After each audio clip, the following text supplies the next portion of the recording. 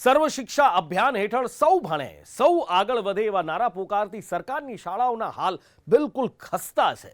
ક્યાંક શિક્ષકોનો અભાવ છે, ક્યાંક ઓરડાઓ નથી અને એના કારણે શિક્ષણ કણસી રહ્યું છે.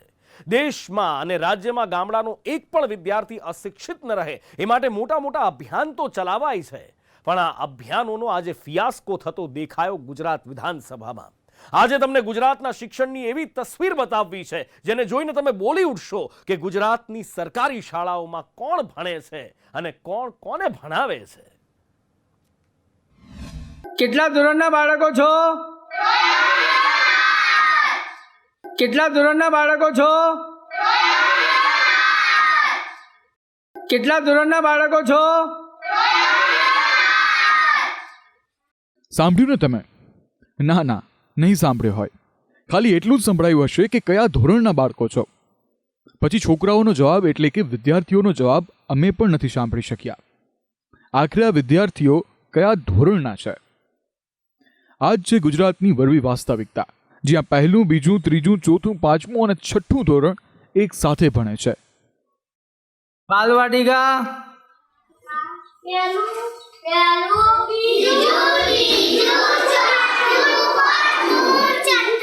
બાલવાટિકા,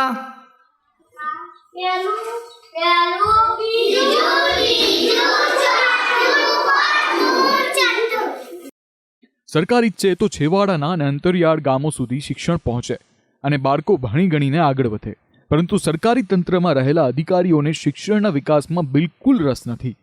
ખેડા જિલ્લાના ગાળતેશ્વર તાલુકાની અનેક શાળાઓમાં આજે પણ એક જ ક્લાસમાં બેસીને આખી પ્રાથમિક શાળા ચલાવાય છે, જ્યાં 1 થી 6 ધોરણ સુધીના બાળકો એક છત નીચે બેસીને સર્વ શિક્ષા અભિયાનમાં જોડાયેલા જોવા મળે છે. ગળતેશ્વર તાલુકાની પે સેન્ટર શાળાના તાબા હેઠળ આવતી વેલાના મુવાડાની આ પ્રાથમિક શાળા છે, જ્યાં એક જ શિક્ષકના ભરોસે 76 જેટલા વિદ્યાર્થીઓ એક ઓરડામાં ભવિષ્યના પાઠ ભણી રહ્યા છે. અમારે ઓલરેડી 3 શિક્ષકોનો મેકમ છે. એની અંદર એક બેનશ્રી છે એ અડધી રજા પર છે. એના કારણે એક ક્લાસની અંદર બાલવાટિકા પહેલું, બીજું અને ચોથું, પાંચમું બેઠેલા છે. આ સ્કૂલની અંદર પ્રાથમિક શાળા વેલાની અંદર કુલ રજીસ્ટર સંખ્યા 76 છે. અને આજે કેટલા બાળકો હાજર છે? આજે 67 છોકરો હાજર છે. મૂળાક્ષરોની ઓળખ આપી, ત્યાર પછી ધોરણ 4 અને 5 વાળાને બાહ્ય સ્વધ્યન પોથીનું કંઈક કાર્ય કરાવી અને બાળકોને ભણાવું. કહી શકાય કે રાજ્યમાં શિક્ષણ સાવ ખાડે ગયું છે. તેના પુરાવા ખુદ ગુજરાત સરકારે વિધાનસભામાં આપ્યા છે. સરકારે વિધાનસભામાં સ્વીકાર્યું કે રાજ્યમાં 19,650 શિક્ષકોની ઘટ છે. કોંગ્રેસ દ્વારા પૂછાયેલા સવાલના જવાબમાં સરકારે સ્વીકાર કર્યો છે કે 1,606 શાળાઓ એક જ શિક્ષકથી ચાલે છે. સરકારે સ્વીકાર્યું છે કે સૌથી વધુ છોટાઉદેપુરમાં એટલે કે 283 અને ભરૂચની 102 શાળાઓમાં શિક્ષકોની અછત છે, જ્યારે અમદાવાદમાં 17, અમરેલીમાં 41, આણંદમાં 16, અરવલ્લીમાં 19, બનાસકાંઠામાં 87, ભરૂચમાં 102, ભાવનગરમાં 29, બોટાદમાં 29, છોટાઉદેપુરમાં 283, દાહોદમાં 20, ડાંગમાં 10, દ્વારકામાં 104 અને ગાંધીનગરની 8 શાળાઓમાં પણ શિક્ષકોની ઘટ છે.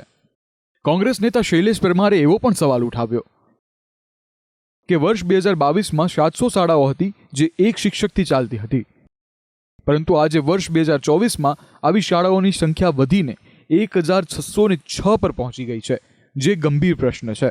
કોંગ્રેસના ધારાસભ્ય તુષાર ચૌધરીએ ગૃહમાં ઉઠાવેલ સવાલના જવાબમાં શિક્ષણ મંત્રી કુબેર ડિંડોરે પણ લૂલો બચાવ કર્યો હતો અને કહ્યું હતું કે શિક્ષકોને વતનનો લાભ આપવા સહિતના મુદ્દાઓના કારણે શિક્ષકોની સંખ્યા ઘટી છે અને ટૂંક સમયમાં ભરતી કરાશે. સવાલ ભરતીનો છે, શિક્ષણનો છે અને સરકાર સામે વિપક્ષનો પણ છે, પરંતુ સરકાર કોઈ ચોક્કસ ફોડ પાડવા તૈયાર નથી. દર વખતની જેમ ક્યાંક પ્રવાસી શિક્ષક અથવા જ્ઞાન સહાયક યોજનાઓના સહારે ગુજરાતના સર્વ શિક્ષા અભિયાનનો સોથ વળતો જોવા મળી રહ્યો છે. બ્યુરો રિપોર્ટ, સંદેશ ન્યૂઝ. રાજ્યની કેનાલમાં ગાબડા પડવાનો સિલસિલો જાણે અવિરત છે. વર્ષોથી આ સિલસિલો ચાલતો આવે છે. ભ્રષ્ટાચારના ગાબડા પડે રાખે છે. ઉત્તર ગુજરાત હોય, મધ્ય ગુજરાત હોય કે પછી સૌરાષ્ટ્ર, આ બધા જ ઝોનમાં ભ્રષ્ટાચારના ગાબડા છતા થઈ રહ્યા છે. ક્યાંક સિસ્ટમના અભાવે તો ક્યાંક અધિકારીઓના વાંકે, પણ આખરે ભોગવવાનો વારો તો જનતા અને સૌથી વધારે ખેડૂતોને આવે છે. સવાલ થાય કે આખરે ભ્રષ્ટાચારના ગાબડા કોણ રોકશે, ખેડૂતોને મુશ્કેલીમાંથી કોણ ઉગારશે? આનો જવાબ મળે તો કંઈક થાય, પણ દુર્ભાગ્યવશ કેનાલમાં ગાબડા માટેનો જે જવાબ મળે છે, જે જવાબદારો મળે છે, એ ઉંદર હોય છે. કહેવામાં આવે છે કે ઉંદરોના કારણે ગાબડા પડે છે. તો હવે આમાં કંઈ રસ્તો સૂજે અથવા તો કોઈ નિરાકરણ આવે, એ આશા રાખવી મૂર્ખતા નહીં તો બીજું શું કહેવાય? ગુજરાતની કેનાલોમાં ગાબડા, ગુજરાતના ખેડૂતો બિચારા બાપડા. પરંતુ સિસ્ટમના વાંકે જ રોજે રોજ સાંપડે છે તો માત્ર નિરાશા. આશાવાદી ખેડૂત નિરાશાવાદી ત્યારે બની જાય જ્યારે સિસ્ટમની અંદર બેઠેલા લોકો તેની મહેનત અને મુશ્કેલીને ન સમજી શકે. આ એટલા માટે કહેવું પડે છે કારણ કે રાજ્યમાં છેલ્લા કેટલાક સમયથી કેનાલોની સ્થિતિ અને તેમાં પડતા ગાબડાને કારણે ભોગવવાનો વારો આવે છે તો માત્ર ખેડૂતોએ. જરા આ દ્રશ્ય જુઓ. આ છે ભરૂચના અડવાલા વાડિયા નર્મદા નિગમની કેનાલ, જેના પર દક્ષિણ ગુજરાતના મોટા ભાગના ખેડૂતો નભે છે. પરંતુ આ સમસ્યા અડવાલાથી વાડિયા જતી માઇનોર કેનોલ વર્ષોથી આ પોઝિશનમાં છે. દર સાલ આ કેનોલ 10 થી 12 વખત તૂટે અને ઘરોની અંદર પાણી ભરાઈ જાય છે. સાંભળ્યું ને તમે? દર વર્ષે 10 થી 12 વખત આ કેનાલ તૂટે છે અને ઘરોમાં પાણી ભરાઈ જાય છે. આ તો એક જ ગામની વાત થઈ, પરંતુ જરા વિચારો, ગુજરાતના આવા કેટલા ગામડાઓ હશે જ્યાં તકલીફોનો પાર નહીં હોય અને કેનાલોમાં ભ્રષ્ટાચારનો વેપાર નહીં હોય. વાત ભરૂચના અડવાલા વાડિયા નર્મદા નિગમની કેનાલની, જ્યાં 7 દિવસમાં બીજી વાર ગાબડું પડતા પ્રજા પરેશાન છે અને અધિકારી પોતાની મસ્તીમાં મસ્ત છે. દાદાપુર ગામની નવી વસાહતમાં પ્રધાનમંત્રી આવાસનું બાંધકામ થતું હોવાથી અહીંયા પણ વારંવાર પાણી ભરાઈ જવાથી સ્થાનિકોને તો મુશ્કેલી પડે જ છે, પરંતુ દિવસ રાત મહેનત કરી ખેતી કરતા ખેડૂતને પણ ખાટલે મોટી ખોટ સર્જાય છે. કે પાણી ભરાઈ જ જાય છે. અમારે આપણે એનો અમુક તારીખની અંદર પૂરું કરવાનું છે. એ કામ પણ પૂરું નહીં થાય, માલ પણ હવે પલળી જાય છે અમુક, અને ગામની અંદર મચ્છરજન્ય રોગ, એ તમામ પ્રકારના રોગોને લોકોને બીમારી પણ અમને ઘણી છે. અમને 7 દિવસમાં બીજી વાર બનેલી આ ઘટનાથી અધિકારીઓએ પ્રજા અને સરપંચને આપેલા વાયદા ખોટા સાબિત થઈ રહ્યા છે. ખેડૂતોના કપાસના વાવેતર પર પાણી ફરી વળતા મહેનત માથે પડી છે. અમુક વાર તો ઠેર અમારે ઘરને પીવું કરી રે પાણી જારનું કેલન બંધ થઈ શિયાળો ઉનાળો બધું આવું પાણી. આ માત્ર ભરૂચની વાત નથી. વિસ્તારની દ્રષ્ટિએ મોટો ગણાતો બનાસકાંઠા જિલ્લો પણ કેનાલના ગાબડાના કારણે પરેશાન છે. દર અઠવાડિયે અહીં એકાદ ગાબડું તો તમને ચોક્કસ જોવા મળે. ગત 7 તારીખના રોજ બનાસકાંઠાના વાવના મીઠા વિચારણ માઇનર કેનાલમાં ગાબડું પડતા ખેડૂતોના ખેતરોમાં પાણી ફરી વળ્યા અને ખેડૂતોના જીરાના આખા પાકનું ધોવાણ થયું. તો આ જ મહિનાની 5 તારીખે પાટણના રાધનપુરના અગીચાણા ગામમાં અંડરગ્રાઉન્ડ કેનાલની પાઇપલાઇન તૂટતા હજારો હેક્ટરમાં જીરુના પાકને નુકસાની વેઠવાનો વારો આવ્યો. હવે તારીખવાર વાત કરીએ તો 12 ફેબ્રુઆરીએ ભરૂચમાં નર્મદા નિગમની નહેરમાં ગાબડાથી દાદાપોર ગામના લોકો પરેશાન છે. અહીં અડવાલા વાડિયા કેનાલના પાણી ઘૂસતા કપાસ, મગફળી સહિતના પાકોને વ્યાપક નુકસાન થયું. તો 7 ફેબ્રુઆરીએ મીઠા વિચારણ ગામની માઇનર કેનાલમાં 2 ગાબડાને કારણે જીરાના પાકનો સોથ વળી ગયો. તો 5 ફેબ્રુઆરીએ એક જ સપ્તાહમાં ત્રીજી વખત કેનાલ તૂટતા અગિયાણા ગામના ખેડૂતોની હાલત બદતર થઈ ગઈ.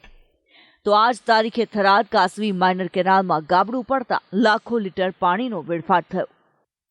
આ તો વાત થઈ ઉત્તર ગુજરાત અને દક્ષિણ ગુજરાતની, પરંતુ 1 ફેબ્રુઆરીના રોજ સુરેન્દ્રનગરના અંકેવાડિયા ગામની કેનાલમાં ગાબડાથી 100 વીઘાથી વધુની ખેતીની મહેનત પર પાણી ફરી વળ્યું.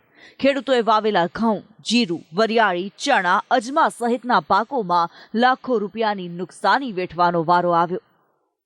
મારા ખેતરમાં પેઢાથી નીકળીને આગળ જતી D6 કેનાલ વારંવાર છલકાય છે, ઓવરફ્લો થાય છે અને સતત આ નુકસાન થતું રહ્યું છે અને થતું આવે છે. પેઢાથી અંકેવારી આવતી કેનાલ નાગડકા જાતી કેનાલમાં અવારનવાર છલકાઈ જાય છે. અમારું અહીં 100 વીઘાની જમીન છે. અમારી અહીંયા બધાની જમીનમાં અવારનવાર બગાડ આવરી થાય છે. તો મધ્ય ગુજરાતમાં પણ એવી જ સ્થિતિ જોવા મળી, જ્યાં કાલોલના શક્તિપુરા પાસે કેનાલમાં તિરાડો પડતા ખેડૂતોએ તેના સમારકામની માંગ કરી, પરંતુ સ્થિતિ ઠેરની ઠેર જોવા મળી. તો મહેસાણાના કડીના વાદરોડા ગામમાં પણ ગાબડાને કારણે એરંડા, અજમો સહિતના પાકનો સોંથ વળી ગયો. હવે સવાલ એ છે કે કેમ વારંવાર કેનાલમાં ગાબડા પડે છે? શું સિંચાઈ વિભાગ ભ્રષ્ટાચાર કરીને કેનાલ બનાવે છે? શું અધિકારીઓની ભાગબટાઈનો ભોગ ખેડૂતો બને છે? કેમ સરકારી તંત્ર ખેડૂતોને સવલતો પૂરી પાડવામાં નિષ્ફળ રહે છે? કેમ અધિકારીઓ અને સિસ્ટમના વાંકે ખેડૂતો દંડાઈ રહ્યા છે? વિકાસના કામ વચ્ચે ભ્રષ્ટાચારના ધામ ક્યારે અટકશે? શું પાપ અધિકારીઓ કરે અને પ્રજા મુશ્કેલીથી મરે? આ સહિતના સવાલોનો જવાબ કદાચ સિસ્ટમ અને સિસ્ટમની અંદર બેઠેલા લોકો પણ નહીં આપી શકે. બ્યુરો રિપોર્ટ, સંદેશ ન્યૂઝ. રાજકારણમાં પક્ષ પલટાના ખેલા આજે દિવસભર ચર્ચામાં રહ્યા. એક પછી એક રાજ્યોમાં આ ખેલાનો ખેલ જોવા મળ્યો. ગુજરાત બાદ મહારાષ્ટ્ર અને ઉત્તર પ્રદેશમાં પણ આ ખેલ શરૂ થયા છે, જેમાં વિપક્ષી ઇન્ડી ગઠબંધન સાફ થતું દેખાઈ રહ્યું છે અને બીજી બાજુ એનડીએ વધુ શક્તિશાળી બનીને ઉભરી રહ્યું છે. મહારાષ્ટ્રના ડેપ્યુટી સીએમ તો ત્યાં સુધી કહી ગયા કે આગે આગે દેખીએ હોતા હૈ ક્યા. આગે આગે દેખીએ હોતા હૈ ક્યા. ચોક્કસ ભાજપમાં પ્રવેશ કર્યો છે, વટકે સાથ કર્યો છે. લોકસભાની ચૂંટણી પહેલા શરૂ થયા ખેલા. વિપક્ષી ઇન્ડી ગઠબંધનને ઝટકા પર ઝટકા. દેશભરમાં એનડીએની વધતી તાકાત. દેશમાં લોકસભા ચૂંટણીનું બ્યુગલ ફૂંકાઈ ચૂક્યું છે. સરકાર અને વિપક્ષ પોતપોતાની ટીમ મજબૂત કરવામાં લાગી છે. ગુજરાત હોય કે મહારાષ્ટ્ર કે પછી ઉત્તર પ્રદેશ, એનડીએ મજબૂત થતું દેખાઈ રહ્યું છે. તો બીજી બાજુ ઇન્ડી ગઠબંધનનું સુરસુર્યું થઈ રહ્યું છે. પહેલા વાત કરીએ વિપક્ષને મળેલા ઝટકાની. મહારાષ્ટ્રમાં કોંગ્રેસના દિગ્ગજ નેતા અને મુખ્યમંત્રી રહી ચૂકેલા અશોક ચવ્હાણે રાજીનામું આપી વિપક્ષને 440 વોટનો ઝટકો આપ્યો છે. एमएलए के मैंने आज इस्तीफा स्पीकर के पास मिल के सौंप दिया है. उसके बाद में मैंने आज कांग्रेस वर्किंग कमेटी, कांग्रेस की प्राइमरी मेंबरशिप और हमारे जो लेजिस्लेचर पार्टी है उसका भी इस्तीफा मैंने आज पार्टी को सुपुर्द किया है. इसलिए मैंने आज पूरी तरीके से कांग्रेस पार्टी से मेरा जो भी इन्वॉल्वमेंट था वो ચૌહાણે રાજીનામાના કારણો તો આપ્યા નહીં, પરંતુ તેમની નારાજગી દેખાઈ આવી. વધુમાં તેમણે તે અન્ય પાર્ટીમાં જોડાશે કે નહીં તેના માટે 48 કલાકનો સમય માંગ્યો છે. और मैं कभी भी पार्टी के इंटरनल मैटर्स को चौराहे पे रखने वाला आदमी नहीं हूँ. मैंने अभी तक कोई भी पार्टी में शामिल होने का फैसला नहीं लिया है. मेरे सामने अभी 2 दिन बाकी है. મહારાષ્ટ્રમાં ચર્ચા છે કે અશોક ચવ્હાણ ભાજપમાં જોડાશે અને તે પણ એકલા નહીં, અંદાજિત 13 જેટલા નેતાઓ સાથે. ખુદ મહારાષ્ટ્રના ડેપ્યુટી સીએમ દેવેન્દ્ર फडणवीस कह रहा है कि आगे आगे देखो होता है क्या. कई लोग हमारे संपर्क में हैं. अब कौन कौन हमारे संपर्क में है इसका खुलासा धीरे धीरे आपको होगा. तो मेरा आपको इतना ही कहना है, आगे आगे देखिए होता है क्या. તો આવો જ બીજો ઝટકો વિપક્ષને જયંત ચૌધરીએ આપ્યો છે. જયંત ચૌધરીએ આજે મીડિયામાં સામે આવીને સ્પષ્ટ કર્યું છે કે પાર્ટીના તમામ સભ્યો સાથે ચર્ચા કરી અમે એનડીએમાં જવાનો નિર્ણય કર્યો છે. आप किसी भी मीडिया चैनल ने जो भी इस तरह की खबर निकाली है, मैं नहीं समझता उन्होंने हमारे विधायकों से भी बात की है. मैंने अपने सभी दल के विधायकों से बातचीत की है और बातचीत कार्यकर्ताओं से की है और उसके बाद ये फैसला लिया है. તો આ બધા વચ્ચે ગુજરાતમાં રાજીનામા આપેલા ધારાસભ્ય ભાજપમાં ભરતી થઈ રહ્યા છે. આજે કોંગ્રેસમાંથી રાજીનામું ધરી દેનારા સીજે ચાવડાએ કેસરિયા કરી લીધા છે. ગુજરાતના લડાયક નેતાઓમાં સીજે ચાવડાનું નામ મોખરે છે. કેસરિયા કર્યા બાદ સીજે ચાવડાએ નિવેદન આપ્યું છે કે તેઓ વર્તમાન સમયમાં થઈ રહેલો વિકાસ જોઈ ભાજપમાં જોડાયા છે. ચોક્કસ ભાજપમાં પ્રવેશ કર્યો છે, વટકે સાથ કર્યો છે અને હવે જે કામ કરવાનું થશે હું કરીશ. તો 2017માં વિજાપુરથી કોંગ્રેસના ઉમેદવાર તરીકે નજીવા મતથી હારેલા નાથાલાલ પટેલે પણ કોંગ્રેસને અલવિદા કહી દીધું છે. નાથાલાલ પટેલ કહી રહ્યા છે કે હવે કોંગ્રેસમાં કંઈ જ બચ્યું નથી. કોંગ્રેસનું કશું રહ્યું નહીં, બરાબર. આવું પ્રજાની સેવા કરવા માટે સત્તાધારી પક્ષ ભાજપ છે, એટલે સેવા કરવા માટે ભાજપમાં જોડાઈએ છીએ, અને કોંગ્રેસનું હવે ગ્રાઉન્ડ લેવલ કશું છે નહીં. અને આ વિજાપુરની જે ટીમ ખરી બીજેપીની, એ ખરેખર સેવા કરવા માટે એકદમ ઉત્તમ ટીમ છે, એટલે મને ગમી એમની કામગીરી. ગુજરાત માટે ચર્ચાઈ રહ્યું છે કે ભાજપની વેલકમ પાર્ટી લેવા ઘણા બધા નેતાઓ આતુર છે. હાલ તો દેશભરમાં રાજકીય ખેલા જોવા મળી રહ્યા છે અને આ ખેલામાં ઇન્ડી ગઠબંધનને ઝટકા પર ઝટકા તો એનડીએની તાકાત વધતી જઈ રહી છે. બ્યુરો રિપોર્ટ, સંદેશ ન્યૂઝ. વિશ્વ ફલક પર ભારતનું કદ દિવસે અને દિવસે વધતું જઈ રહ્યું છે. કતરમાંથી ભારતના પૂર્વ નૌસૈનિકોનો છુટકારો ભારતની કૂટનીતિની તાકાત બતાવે છે. જ્યારે શ્રીલંકા અને મોરિશિયસમાં શરૂ થયેલી યુપીઆઈ સર્વિસ ભારતની આર્થિક મોરચે મજબૂતી દર્શાવે છે. સાથે જ યુએઈમાં બનેલ હિન્દુ મંદિર ભારતની મૈત્રી દર્શાવે છે. આજે આખા વિશ્વની નજર ભારત પર લાગેલી છે, જ્યાં ભારતની કૂટનીતિ, આર્થિક મજબૂતી અને અન્ય દેશ સાથેના સંબંધો દિવસે અને દિવસે દ્રઢ બનતા જઈ રહ્યા છે. જેનું સૌથી મોટું ઉદાહરણ છે વિદેશની ધરતી પર બની રહેલું હિન્દુ મંદિર. યુએઈની રાજધાની અબુધાબીમાં તૈયાર થયેલા હિન્દુ મંદિરનું 14 ફેબ્રુઆરીના રોજ વડાપ્રધાન મોદીના હસ્તે ઉદ્ઘાટન થશે. આ પ્રસંગ માટે વડાપ્રધાન મોદી 13 અને 14 ફેબ્રુઆરીના રોજ યુએઈના પ્રવાસે જશે. આજે તેના અનુષ્ઠાન રૂપે ફેસ્ટિવલ ઓફ હાર્મની અંતર્ગત એક મહાયજ્ઞ આયોજન કરાયું હતું. આ સાથે સોશિયલ મીડિયા થકી મંદિરની ખૂબ સુંદર તસવીરો પણ સામે આવી છે. મંદિરની વિશેષતાની વાત કરીએ તો આ મંદિર એશિયાનું સૌથી મોટું મંદિર છે, જેની ઊંચાઈ 108 ફૂટ છે. 700 કરોડના ખર્ચથી તેનું નિર્માણ કાર્ય પૂર્ણ થયું છે. મંદિરનું નિર્માણ ગુલાબી અને સફેદ સંગમરમરથી કરવામાં આવ્યું છે. 5.4 હેક્ટરમાં મંદિરનું નિર્માણ થયું છે, તો 11 હેક્ટરમાં મંદિરનું પરિસર છે. આ મંદિર ભારત અને યુએઈના ગાઢ સંબંધનું પ્રતીક છે. પીએમ મોદીના પ્રવાસ દરમિયાન વેપાર સંબંધી કરારો થવાની પણ શક્યતા છે.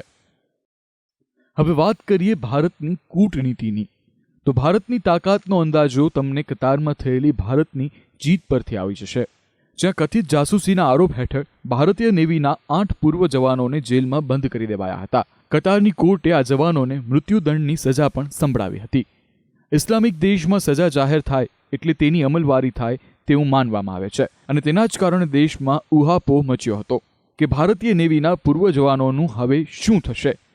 પરંતુ ભારતે પોતાની અસરકારક કૂટનીતિથી નૌસેનાના પૂર્વ જવાનોને સુરક્ષિત વતન પરત લાવી દીધા છે. भारत माता की जय, भारत माता की जय, भारत माता की जय. हो रही है कि वापस इंडिया पहुंच गए हम सेफ एंड साउंड, और definitely honourable prime minister Shri Modi को धन्यवाद करना चाहेंगे कि उनके पर्सनल इंटरवेंशन से ये पॉसिबल हुआ, और गवर्नमेंट ऑफ कतार के हिज एक्सेलेंसी द अमीर को कि उन्होंने ये होने दिया, एंड बस यही बोलना चाहेंगे. Without the intervention of prime minister Modi it won't be, आज हम आपके सामने खड़े नहीं हो रहे होते अगर इंटरवेंशन नहीं होता at that level, highest level. And specially government of India, उनके अथक प्रयास से कि वो कंसिस्टेंटली लगे रहे, and we are there in front of you. કૂટનીતિ બાદ વાત આર્થિક મોરચાની.